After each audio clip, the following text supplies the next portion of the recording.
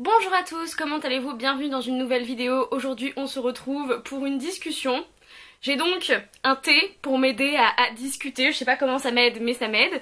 Une discussion sur pourquoi je lis différents genres et surtout pourquoi et comment je lis ces différents genres. Et c'est notamment par rapport à des questions, des remarques qu'on m'a fait sur le fait que je lise du young adult. Et voilà, c'était des remarques qu'on m'a fait, enfin qu'on m'a faites pas directement. Bon, c'est des commentaires que j'ai vus sur un réseau social qui parlait d'une de mes vidéos, pas en bien, et en disant des choses assez négatives. Du coup, c'était sur moi, sur ma manière de lire certains livres, et sur le fait que je lise du young adult principalement, et aussi que je sois une jeune femme, jeune. Voilà, jeune femme jeune. Voilà, le fait que apparemment je n'ai pas la maturité nécessaire pour lire certains livres. Donc, il n'est pas question de réagir de manière énervée à ces commentaires, etc. Ce que je voulais faire de base. On est 5 mois, 6 mois plus tard. Et j'ai bien réfléchi à cette vidéo et j'ai pensé qu'elle était peut-être un peu nécessaire pour parler de lecture et de pourquoi et de comment on lit en fait. J'ai envie que ce soit pas une vidéo réponse à mes haters ou je sais pas, quelque chose comme ça. C'est vraiment une vidéo discussion, c'est pas moi en train de me justifier, oui j'ai parce que voilà j'ai pas aimé Misery, voilà pour ça, non pas du tout, je ne reviendrai pas dessus. Mais c'est vraiment une vidéo pour discuter de pourquoi lire du young adult, comment je lis du young adult, du contemporain, de la fantasy, de la science-fiction, du thriller, tout ce genre de choses. La première chose que j'ai envie de dire, c'est que la lecture et la manière d'aborder des livres sont propres à chacun et chacune, dans le sens où moi, j'aborde mes livres de la même manière, que ce soit un classique, que ce soit de la science-fiction, que ce soit du contemporain, young adult, jeunesse, etc. J'aborde les choses de la même manière et pour moi ce qui compte et ce dont je parle sur cette chaîne ce sont les expériences de lecture. Bien sûr je pourrais vous faire une vidéo de 20 minutes sur un classique et il y a des gens qui le font très bien sur cette communauté et qui le font, je vais pas dire bien mieux que moi parce que je l'ai pas fait. J'ai pas fait ce genre de vidéos. C'est des vidéos que j'aime regarder, mais c'est pas des vidéos que j'ai envie de partager. C'est pas la manière dont je partage mon amour pour la lecture et mon amour pour les livres. Et donc, à chaque fois que je parle sur cette chaîne, je parle souvent d'expériences de lecture. Je parle de choses que les livres m'ont fait ressentir, que voilà, des choses... Comment j'ai reçu cet objet culturel qui est un livre en fait, qui est une histoire, qui est un auteur qui crée cet objet culturel et qui du coup le met entre les mains de quelqu'un qui reçoit cet objet culturel qui est un lecteur, souvent un lecteur, une lectrice. Et pour moi ce qui est important c'est l'expérience de lecture, c'est-à-dire que va y avoir des classiques et c'est arrivé, des classiques que bien sûr objectivement parlant ce sont des produits de qualité, c'est un livre de qualité, il y a une écriture, voilà l'auteur, l'autrice a passé énormément de temps sur l'écriture à l'époque, j'imagine, voilà je parle des classiques par exemple 18e, 19e siècle. Et ils ont fait l'épreuve du temps, c'est-à-dire qu'ils sont reconnus comme des œuvres majeures, ils sont reconnus comme des classiques, donc ayant une valeur en théorie plus importante et plus sûre qu'un livre qui vient de sortir, qui est par exemple du young adult, du contemporain, etc. et dont la valeur n'a pas encore été prouvée et que peut-être que dans 200 ans, quand ce livre sera devenu peut-être un classique, on reconnaîtra sa valeur, mais de toute façon les gens de cette époque, de notre génération ne le sauront pas puisqu'on sera tous morts. J'aborde malheureusement les livres de la même manière, c'est-à-dire que je cherche une confrontation avec un style d'écriture, avec une époque, avec un point de vue. Je cherche une confrontation à l'autre en fait. Je cherche une plongée dans un autre monde et dans le sens, pas forcément fantasy, mais dans le sens qu'il y a moi, qu'il y a voilà qu'il y a mon moi profond, je sais pas comment l'expliquer, voilà ma conscience, mon esprit, tout ça, tout ce qui constitue le moi, mon âme si vous voulez, que sais-je, et il y a l'autre, il y a tout ce qui est extérieur à moi, et donc n'importe quel livre, n'importe quelle narration, n'importe quel objet culturel va me faire découvrir quelque chose, ou alors s'il ne me fait pas découvrir quelque chose, va me faire me confronter ma propre intériorité avec la vision de ces personnes. Voilà, c'est comme ça que j'imagine la lecture, c'est comme ça que j'ai un rapport à la lecture, c'est-à-dire que j'ai un regard oppositionnel, je sais pas comment le dire en français, en anglais ce serait oppositional gaze, donc en français j'ai un regard, je me mets en opposition avec ce que je lis, c'est-à-dire que ce soit un classique, que ce soit du young adult, que ce soit de la fantasy, du thriller, etc. Même si c'est mon genre préféré, même si c'est mon autrice préférée, mon livre préféré, j'essaye de garder un esprit critique, j'essaye de garder un esprit critique dans cette expérience de lecture, c'est-à-dire que bien entendu je vais savoir en lisant un livre, je vais découvrir la plume de quelqu'un, je vais, voilà, si c'est un classique, et on en revient toujours à la hiérarchisation des classiques avec d'autres littératures, si c'est un classique, bien sûr que je sais que l'écriture fondamentalement est bonne, bien sûr que je sais que ce livre est acclamé, ce livre est reconnu comme un classique, reconnu comme étant de la qualité littéraire, voilà, c'est la plus grande littérature, blablabla.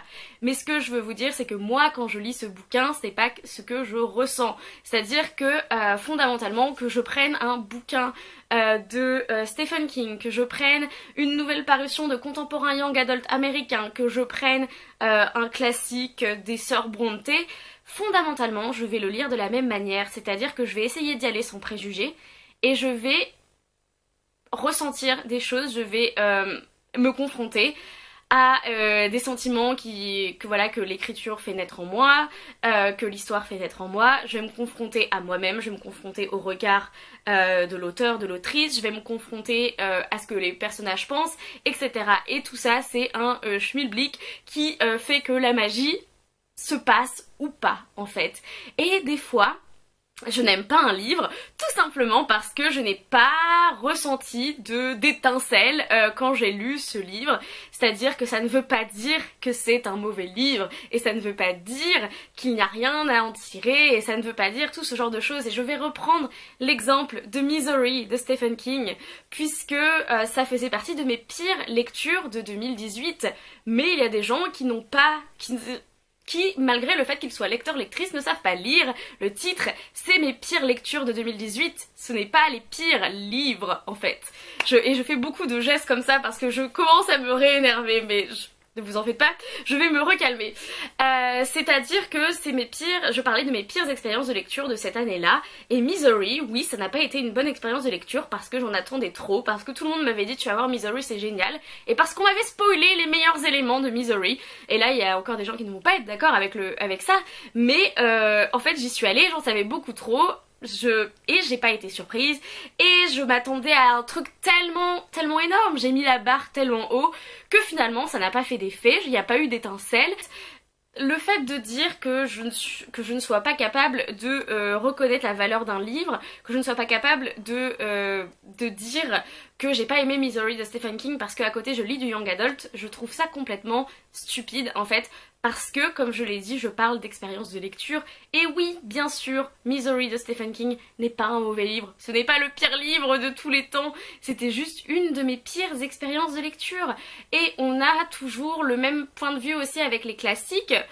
Et quand je pense à un classique que j'ai détesté du plus profond de mon âme, je pense au Dernier des Mohicans de James Fenimore Cooper, qui m'a profondément irritée et qui a été une expérience de lecture atroce pendant 2 semaines. J'ai trouvé que l'écriture ne me convenait pas, c'est-à-dire qu'elle était tellement lourde que je butais sur chaque phrase, sur chaque mot, et j'ai eu beaucoup de mal à lire ce livre que je devais lire parce que c'était pour les cours de littérature américaine, donc j'étais obligée de le lire. Sinon, je pense que très sincèrement, je l'aurais abandonné parce que ça ne fonctionnait pas, et je me suis poussée tellement fort que je déteste ce livre maintenant.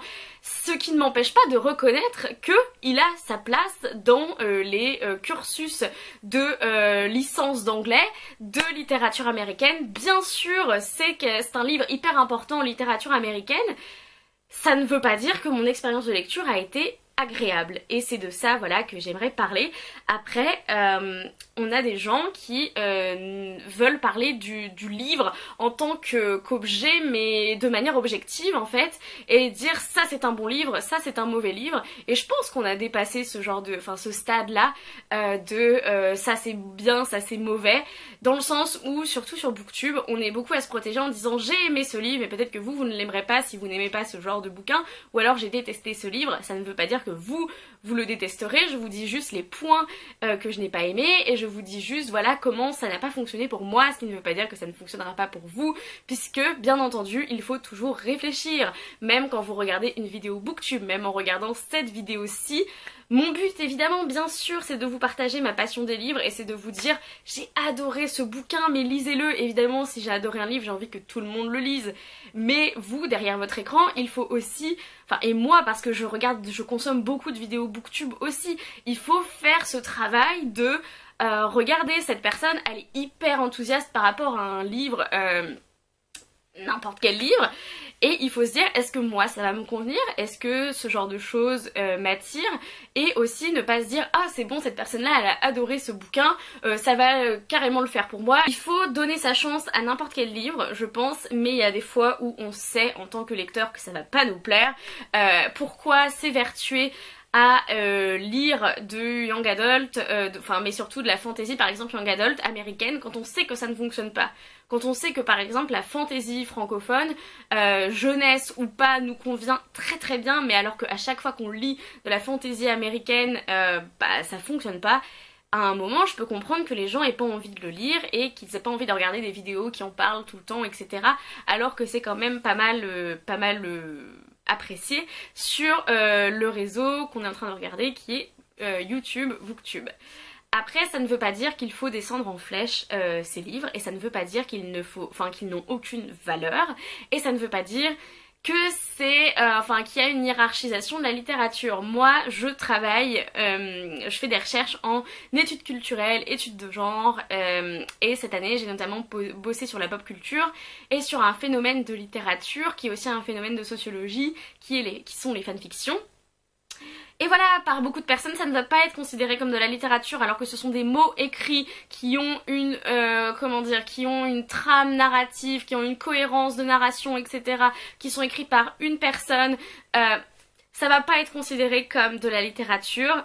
Et moi, tout mon premier chapitre de mon mémoire, c'est pourquoi il faudrait le considérer comme de la littérature et pourquoi il faut arrêter d'être snob envers des nouvelles formes d'écriture, des nouvelles formes des nouveaux genres, etc.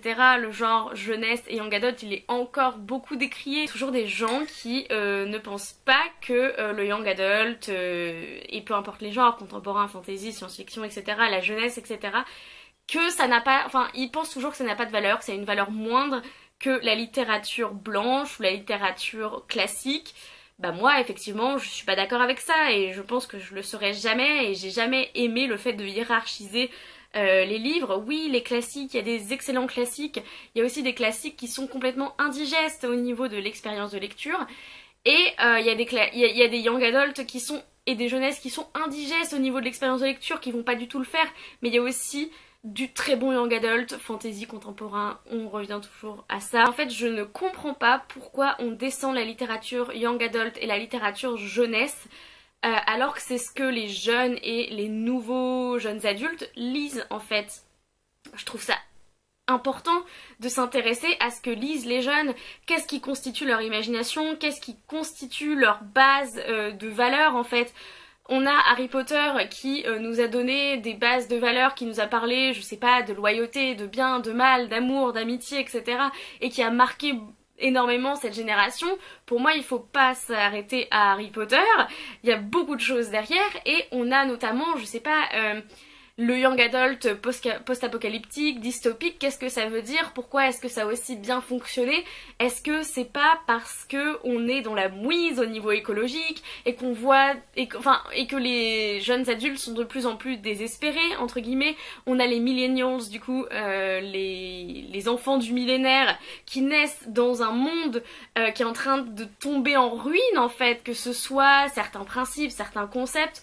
On est dans une époque qui change beaucoup, on est aussi dans l'époque des nouvelles technologies qui font ressortir des travers qui sont... On voit ces travers de la nouvelle technologie, on voit ces travers de l'écologie, du besoin de l'écologie, etc., du besoin d'avoir à nouveau un contrôle sur nos sociétés, sur notre vie, etc. Tout ça c'est dans la littérature young adult, tout ça c'est dans la littérature jeunesse. Je dérive complètement.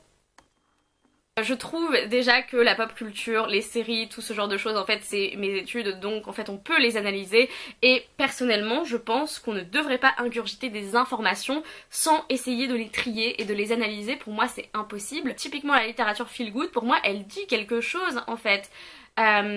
Elle propose une vision du bonheur, elle propose une vision de ce que les gens ressentent en ce moment, et le besoin d'avoir une littérature feel good, c'est peut-être parce que notre monde à côté se barre en cacahuète et qu'on a envie d'avoir une littérature qui nous fait du bien au cœur, qui nous fait du bien au moral, et que on n'a peut-être pas envie à certains moments de lire des bouquins qui sont difficiles, des bouquins qui sont durs, et on a envie d'avoir quelque chose qui nous fait du bien, et ce besoin d'avoir quelque chose qui nous réconforte, d'avoir quelque chose qui nous fait nous sentir bien, une littérature dans laquelle on sait qu'on va pas énormément souffrir, qui va se terminer de la bonne manière, qui va être pleine de bons sentiments, qui va être pleine de chaleur, d'amour, tout ce que vous voulez, bah ça dit quelque chose en soi. On m'avait aussi fait la réflexion quand j'avais fait ma vidéo sur Pretty Little Liars en me disant tu vas chercher trop loin, c'est qu'une série fifi, etc. Mais pour moi en fait chaque objet culturel dit quelque chose, que ce soit le message qu'il envoie ou que ce soit l'objet culturel en lui-même en fait. Et perso, je suis incapable de ne pas trier, de ne pas analyser les informations. Je ne suis pas passive quand je reçois cet objet culturel, je suis toujours active, et activement je cherche des messages, je cherche des représentations, je cherche quelque chose qui nourrisse mon intellect, qui nourrisse mes goûts de lecture, qui nourrisse mon âme, que sais-je. Et voilà, c'est quelque chose que je cherche dans la lecture, mais aussi dans les séries télé, dans la musique, etc. Ce sont des objets culturels qui me nourrissent, et c'est des objets culturels que je n'ingurgite pas passivement, mais auxquels j'essaye de réfléchir activement. Et c'est comme ça et pour ça que je review certains livres, et c'est comme ça et pour ça que pour moi il n'y a aucun souci à lire du classique, lire du thriller, lire du young adult, de la jeunesse, etc. Pour moi, il faut juste s'entraîner, et il faut entraîner son regard oppositionnel, et il faut entraîner son esprit critique. Je trouve que chaque personne, oui, devrait s'intéresser à un moment donné, pas forcément le lire, mais s'intéresser de manière... s'intéresser à la littérature jeunesse, à la littérature young adult, au new adult, à la new romance, au thriller, à la science-fiction, parce que chacun de ces genres en soi dit quelque chose sur notre société. Et bon voilà, c'est mon avis, c'est ma vision de ça. Et je me suis posé la question, pourquoi tu lis ce livre, pourquoi tu lis ce livre, pourquoi tu lis ce genre, est-ce que tu les abordes de la même manière? Et la réponse voilà est oui. Et la chose que je cherche dans un livre, surtout un livre que je lis pour mon plaisir, c'est une expérience de lecture. Je ne sais pas ce que vous pourrez avoir retiré de cette vidéo très brouillon, qui est vraiment blabla, donc vous avez suivi là où mon esprit m'emporte, on va dire, et j'invite tout le monde à débattre dans les commentaires. Je le rappelle de manière respectueuse, je lis tous les commentaires et je réponds aux commentaires, et donc n'hésitez pas à me dire ce que vous pensez de cette vidéo et surtout de ce dont on a parlé. En attendant, lisez bien, amusez-vous avec vos lectures et bisous.